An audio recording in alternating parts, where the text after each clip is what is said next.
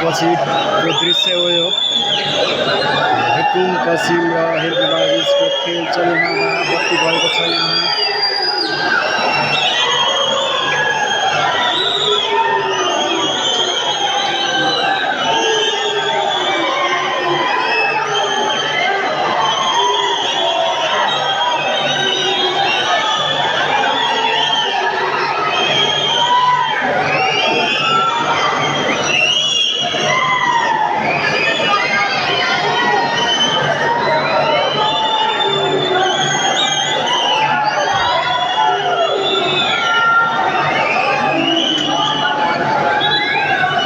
बत्ती आउने कुनै छाँटकाट छैन यहाँ।